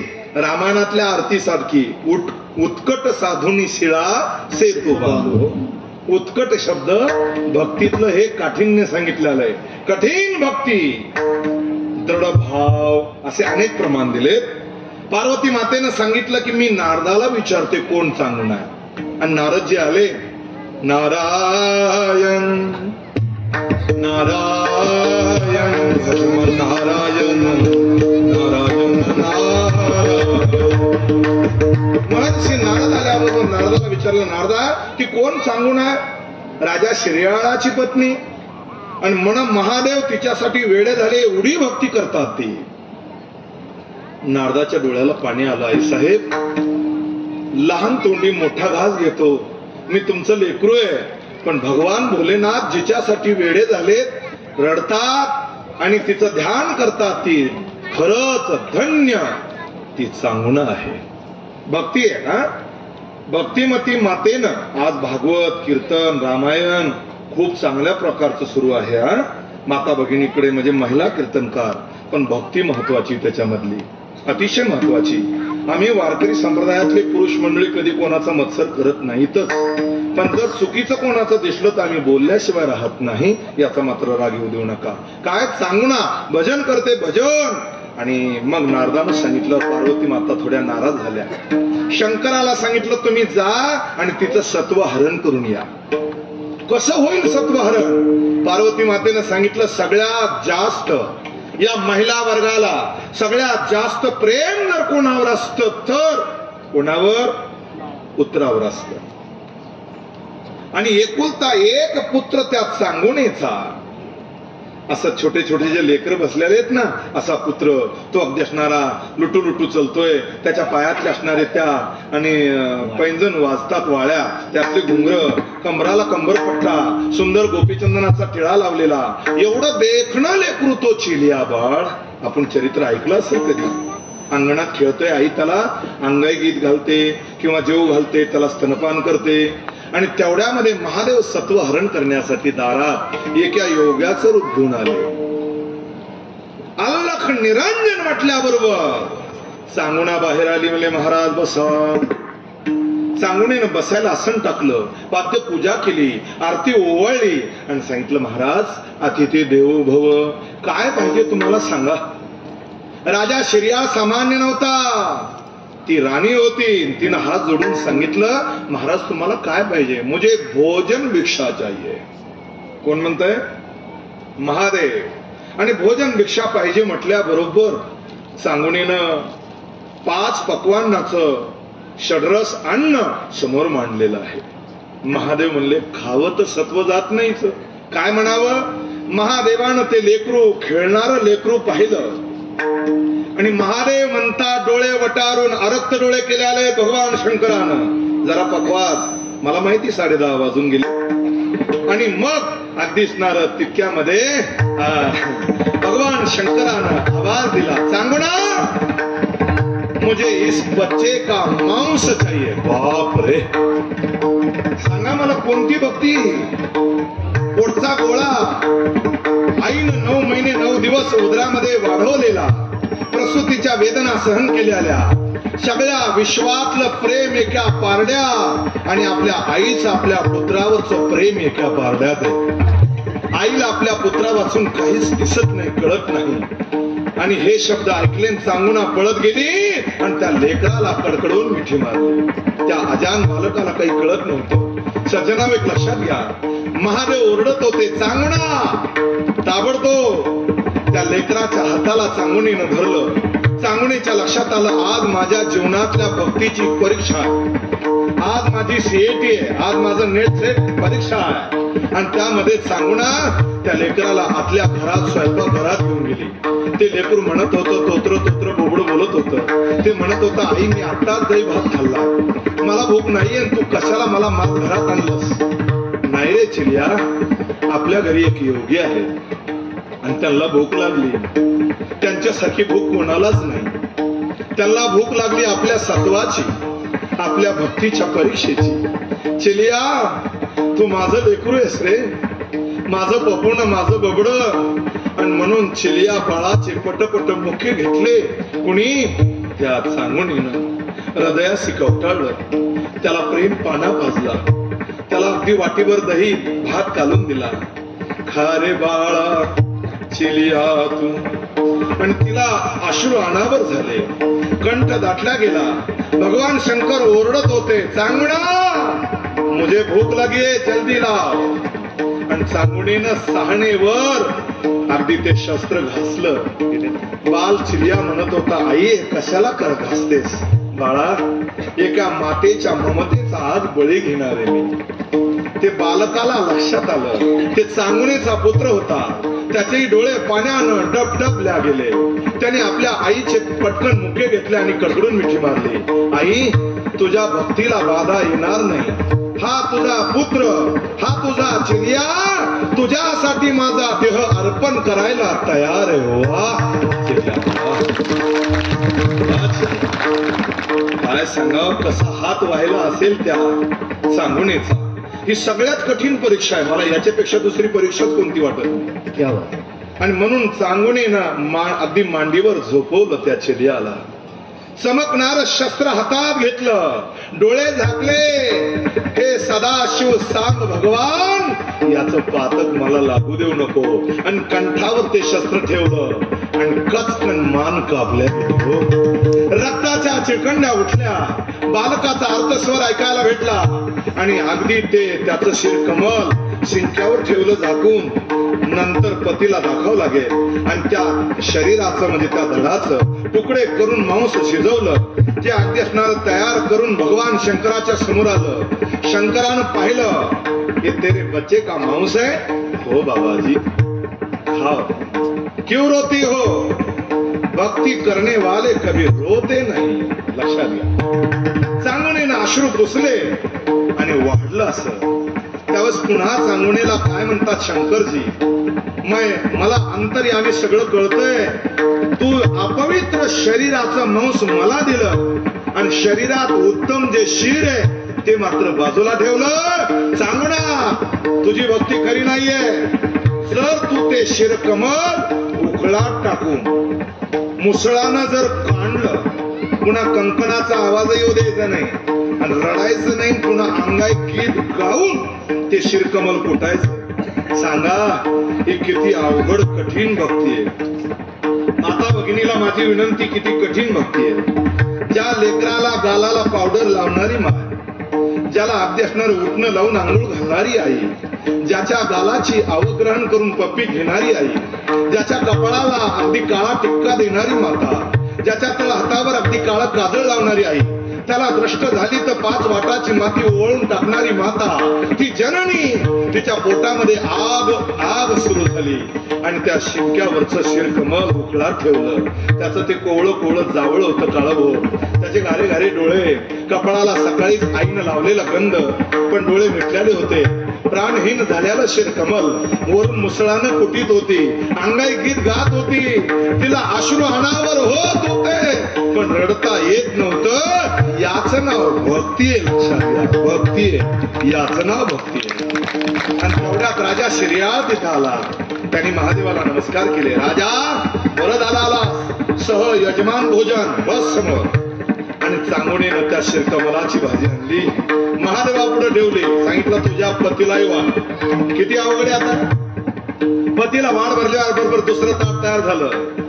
आपोषण फिरवलं आणि महादेवानं त्या सती महापवित्र चांगुणेकडे पाहिलं तर चांगुणेचे डोळे स्तब्ध होते. चांगुणेने हात जोडले होते. बाबाजी खाना खा ले, अतिथी देवो भव. मग मात्र या विश्वाच्या मालकाला सदाशिव साम भगवान भोलेनाथाला अनावर झालं. तिथं 33 कोटी देव अंतरिक्षात जमा झालेले होते. नारद तुंबर दारात होते. पार्वती माता डोकून बघत होती आणि तीही म्हणली की खरंच आणखी असणारी कोण, चांगुणा. आणि त्या भगवान शंकरानं ताटावून उठून उभा राहिले. चांगुणा, धन्य आहेस तू, धन्य. तुझ्यासारखी भक्ती या अवनीवर मेदिनीवर जगात कुणी करू शकत नाही. तो कठीण कठीण भक्तीचा सूळ ओलांडून माझ्या प्राप्तीची सुखाची पोळी तू आपलीशी केली आली आहे. माग काय मागायचं तर आता या विश्वातली माता काय मागेल हो? बोला, काय मागेल? मारलेला पुत्र मला पुन्हा जिवंत करून द्या भगवान, जिवंत करून द्या. अहो ते शंकर होते, आम्ही नव्हतो जेवायला गेलेलो. लक्षात घ्या, भगवान शंकरानं आपलं रूप प्रगट केलं, डमरू वाजवला, ताटात 5 पक्वान्न होते आणि तेवढ्या चिलियाला आवाज दिला तर चिलिया नाचतच आला आणि आईच्या कमरेला बिलगला. आपण सगळ्यांना आनंदानं टाळी वाजवली. लक्षात, कठीण भक्ती आहे, कठीण, एवढी सोपी नाहीये. अरे काय उपास मार करावं लागली संतांना. म्हणून महाराष्ट्राच्या मातीमध्ये अनेकांचा इतिहास आहे. छत्रपती शिवरायानं कठीण भक्तीचं व्रत धारण केलं म्हणून अफजल खानाचा कोथळा बाहेर काढताना कठीण प्रसंग. राजे पन्हाळ्यावर अडकले तर शिवा काशीदान आपला प्राण दिलाय. ही कठीण भक्ती. आणि आता जरा बघा, लाल महालात सर्जिकल स्ट्राईक करण्यासाठी राजे गेले, शाहिस्ते खानाचे बोट तोडले. ही कठीण भक्ती. औरंगजेबाच्या मगरमिठीतून राजे सुटले. ही कठीण भक्ती. म्हणून राजानं मासाहेबांच्या समोर, जगदंबेच्या समोर एक व्रत धारण केले होतं. मासाहेब आता जगेन तर स्वराज्यासाठी, मरेल तर भगव्या ध्वजासाठी. वा,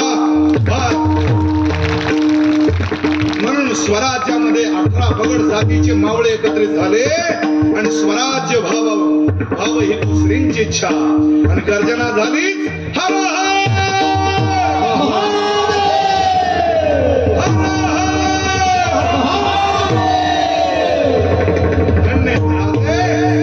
धन्य आहात तुम्ही, धन्य आहात. 32 मन सोन्याच्या सिंहासनावर हिरे माणिक मोती जडवून सिंहासनावर छत्र चामर धरून जो राजा राज्य करतोय तो विश्वातला पहिला राजा म्हणजे छत्रपती शिवाजी महाराज आहे. एवढ्या मोठ्या युद्ध श्रेणीमध्ये कधी तलवारबाजीत हरलेच नाही ते प्रथम राजे म्हणजे छत्रपती शिवाजी महाराज. दुसरं एक कौशल्य सांगतो, ज्यांनी कधी जात पाहिली नाही त्यांनी फक्त मावळ्यातला निष्ठेचा गुण पाहिला ते वंदनीय राजे छत्रपती शिवराय. जरा बघा त्याच्या पुढे शत्रूच्या मुलीला शत्रूच्या सुनालाही मातेचा दर्जा देणारा जरा बघा कल्याण भिवंडी जिंकली होती. कल्याणचा सुभेदार बांधून आणलेला होता आणि आबाजी जाधवानं एक खजिना समोर ठेवला. महाराज की जय हो. महाराज सिंहासनावर लोडाला टिकून बसल्याले ठाणे मुंबई कल्याण. राजांची ती कुरळी दाढी, पिळदार मिशा, तलवारीच्या टोकासारखं सरळ नाक, भव्य कपाळ, कपाळाला शिवगंध, डोक्यावरचे कुरळे केस मानावर उलतात, डोक्यावर अगदी मंदिर बांधलेला, मोत्याचा तुरा डोलतोय, अगदी बदामी कलरचा कोसल्याचा अंगरखा चढवलेला, अंगावर अगदी असणारे अनेक दागिने, कानामध्ये चौकडे, अगदी कवड्याची माला, निळासेला कमरेला आवळलेला, सोन्याची कट्यार कमरेला बसवलेली, भवानी तलवार कमरेला, तंग सोळणा घातलेला, पायामध्ये मोजड्या, हातामध्ये मुद्या आणि महाराज एवढे देखणे त्या शामिन्यात बसल्याले. करुणा होय का आमचे वीर राजे. आणि आबाजी जाधवानं मुजरा घातला, महाराज की जय हो. एक दुसरा खजिना आणला. कोणता? 2 संदूक ठेवले, त्याच्यात हिरे माणिक मोती होते. अजून काही अमानत आहे म्हणून अगदी त्या अहमदाचा पुत्र समोर आला. तरणा ताट होता, त्याला राग अनावर होता पण काढण्या घातलेल्या. और एक चीज आहे बताव म्हणून पुन्हा आबाजी जाधवानं समोर म्याना पालखीतून एक स्त्री उतरून आली. अंगावरती आवरण घेतलेलं होतं. समोर आणले आले. राजे उठून उभा राहिले आणि राजे म्हणतात, आबाजीराव हा काय प्रकार आहे? प्रकार नाही राजे, असं सौंदर्य मी विश्वात पाहिलं नाही. तुम्ही एकदा नजर टाका. राजे उतरून खाली आले सिंहासनावर.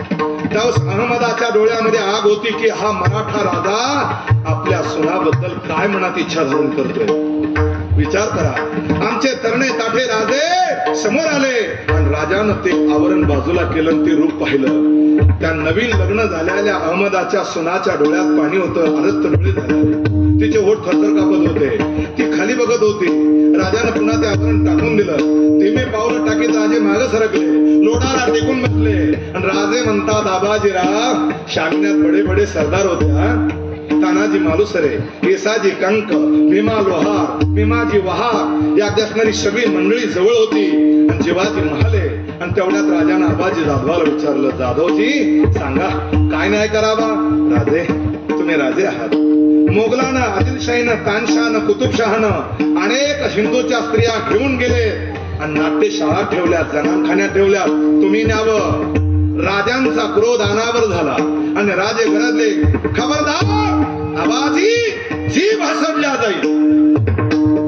एक लफ्जही पुढे बोलायचं नाही. आता मात्र अहमदाचा पुत्र अहमद शांत होता. शामिना सगळा शांत. राजे उठून उभा राहिले. पुन्हा 2 पाऊल पुढे आले आणि राजे बोलतात. काय बोलतात ऐका. आबाजीराव आम्ही तुमची मान इथंच कलम केली असती पण तुम्ही आम्हाला विश्वातला सगळ्यात मोठा कोहिनूर हिरा दाखवलाय. असं अगदी लावण्य घन सौंदर्य आम्ही पहिल्यांदा पाहिले दादा हो ऐका. 1662चा इतिहास तुमच्या डोळ्यासमोर ठेवतोय, जरा ऐका. आणि ज्यावेळेस राजे काय बोलतात त्यांच्या मधुर ओठातून शब्द बाहेर पडला, आबाजीराव असं लावण्य घन सौंदर्य आम्ही कधी पाहिलंच नाही. आज पहिल्यांदा पाहिलं, प्रथम पाहतो.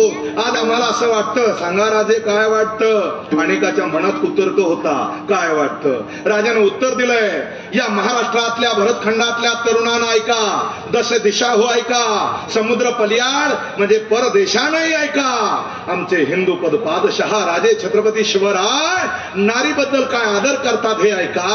आबाजीराव या मुलीकडे पाहिल्यावर आज आम्हाला आमच्या तरुणपणाच्या राष्ट्रमाता जिजाऊ मासाहेबांचं रूपच आठवतं. वा सिंहासनाधीश्वर प्रताप प्रौढ राजाधिराज श्रीमंत योगी रणझुंजार सह्याद्री व्याघ्र नीतिवंत कीर्तिवंत धर्मवंत धुरंधर राजकारणी राजाधिराज छत्रपती शिवाजी महाराज की. ही सुद्धा एक प्रकारची भक्ती आहे. टाइम संपला. भक्ती तो कठीण शुळावरील पोळी. पहिले अगदी अपराधी माणसाला शुळावर दिल्या जात होतं, पुढं पोळी ठेवायची. खा बाबा पोळी. आणि सूळ चढणं सोपं नाही, मरावं लागेल. कठीण भक्ती. मग जर अशी भक्ती ज्यांनी कोणी पार केली, प्राप्त केली, त्याला पोळी पूर्णाच्या ती गोड असती, मधुर असती. पुन्हा त्याच्यावर तो पोळी म्हणजे गोड, गोड म्हणजे सुख, सुख म्हणजे आनंद, आणि आनंद म्हणजे सच्चिदानंद भगवान पांडुरंग. त्याला त्याची प्राप्ती होती. ज्ञानेश्वर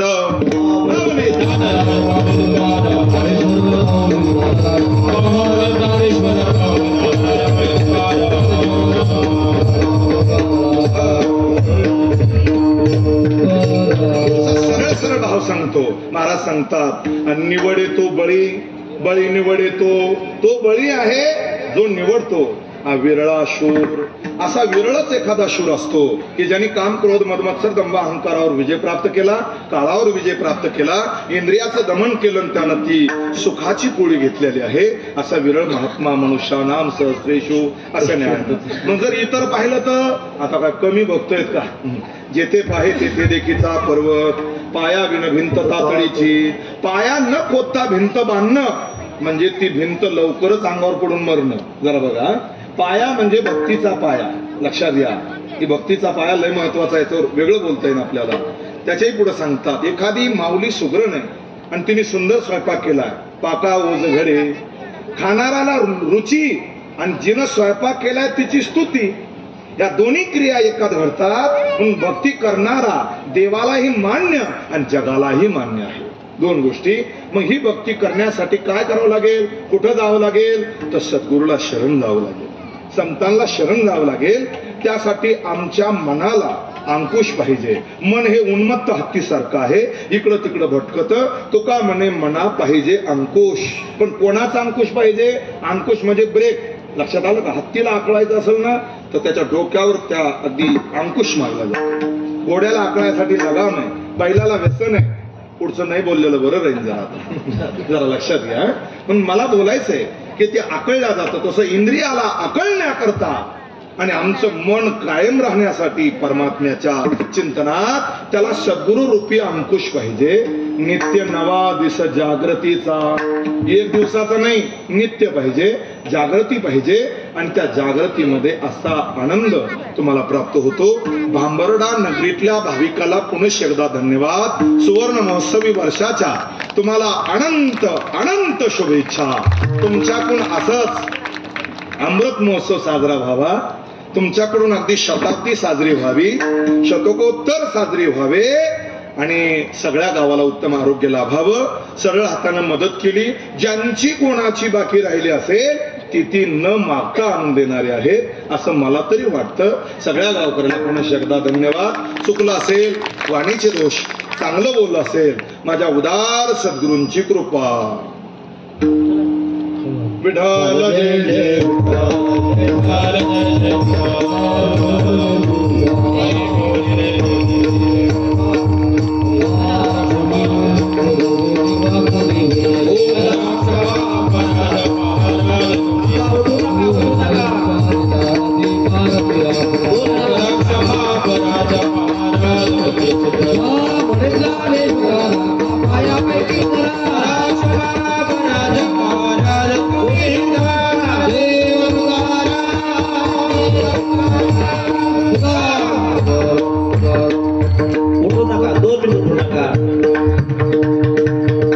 अखंड हरिनाम सप्ताहाचा तृतीय दिवस श्री हरिभक्ती परमपूज्य आदरणीय राजेंद्रजी महाराज वाघमारे गोंदीकर यांच्या अतिशय ओघवत्या अमृतमय वाणीतून आपल्याला ज्योती स्वरूपाचे विचार त्यांच्या ऐकायला मिळाले. हे गावकऱ्याच्या विनंतीला मान देऊन या ठिकाणी येऊन सेवा संपन्न केल्यावर गावकऱ्याच्या वतीने त्यांना शतशः धन्यवाद.